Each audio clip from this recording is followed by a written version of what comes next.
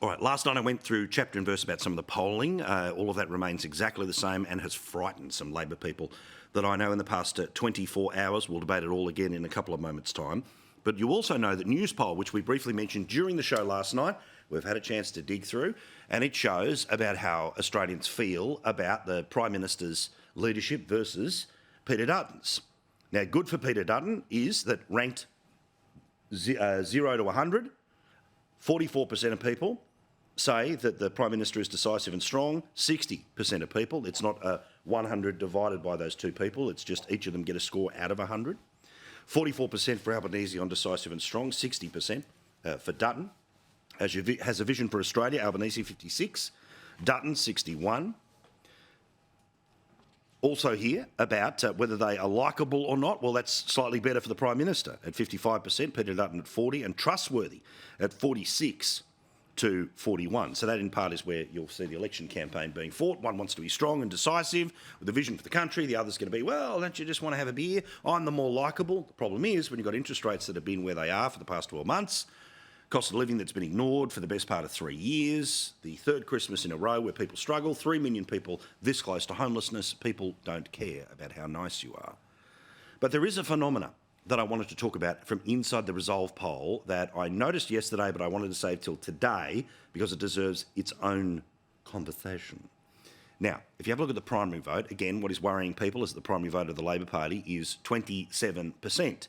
Now, that is down 6% on the 2022 election. Now, what is a concern for the LNP or the Liberal National Party is that their vote is only up 2%. The Greens, level. One Nation, up 2. Independents, they are now up 6 from the last election, and Others is down 4 from 9 to 5. So let's look here. We've seen a massive walk away from the Labor Party. A bit of it goes to the Liberal Party, but I want to show you where people are parking their votes. Let's move to the next one here, guys, which is people who say they're going to be voting independent at the next election. Now, a 6% increase means this is new vote on top of a lot of stuff that's been around in the past. 3.5% increase in New South Wales. Look at that number in Victoria. Now, the Labor Party vote in Victoria is down by almost that margin. And in Queensland, where there are no independents, off the top of my head, who are even in the federal parliament, that vote has gone from 2% of the last election to now 8%, up 6%.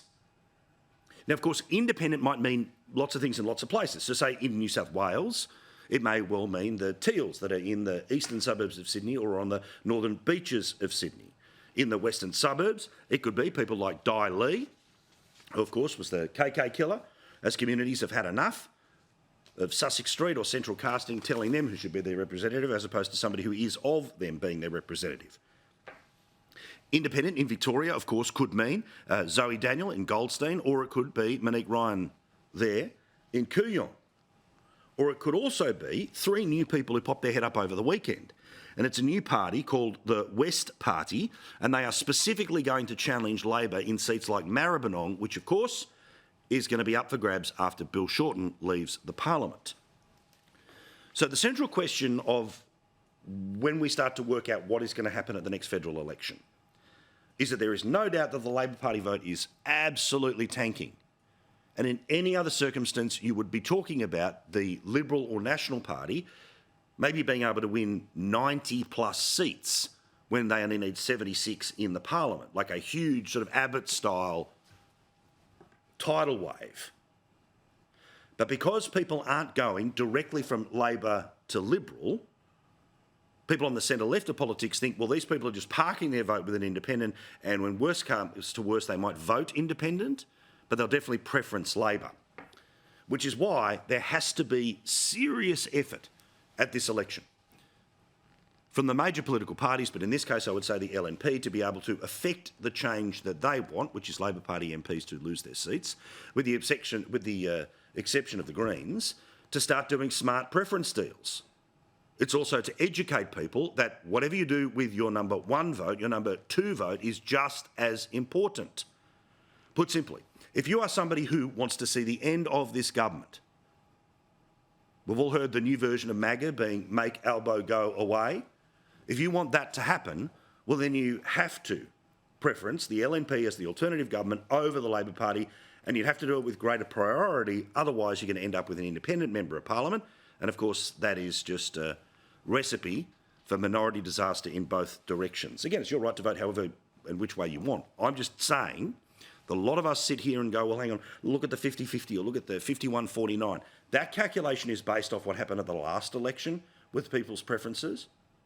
But if you've got, and if we can bring back that graphic, guys, which was the independent vote nationally and state by state, when you've got huge swathes, like 1 in 10, or even higher than that, moving to independents across the country, particularly in places like Victoria, put a pin in that one, because we're going to have to work out what does independent mean. Does independent mean Teals? They'll say that that's what it means, because they're, of course, the ones with all the media mates. But are there a bunch of other localised independents like a Daly that are not on our radar yet? If you know a local independent who is running for federal parliament and you think they might be behind the surge in the state where you live, send me an email, paul@skynews.com.au. Be fascinated to know what they think about. But also, speaking of polls, let's talk about the political parties and at the end of year, a performance review about how they have performed. Readers of the Australian Financial Review, they were asked about which political party had performed well in the past 12 months. The Labor Party, well, basically where its primary vote is, with 26% of people saying that they had performed well. A little under their primary vote is the Coalition at 33, a little over their primary vote is the Greens at 18. The Independents, again, basically where we expect them to be, and a collection of people who have no idea what's going on at the moment. But there is absolute uniformity here, regardless of where you sit on the political spectrum. Which political party or group do you think has done the worst job in the past 12 months? The Greens, 46%. 46%. Now, of course, the Labor people think they've done a terrible job because they've got in the way of many things Labor want to do. Coalition people can't stand them because, of course, they are the nutters at the end of the garden. And the headline reads tonight that the Greens are the worst political performers of 2024. Asterisk, with the exception of the Prime Minister.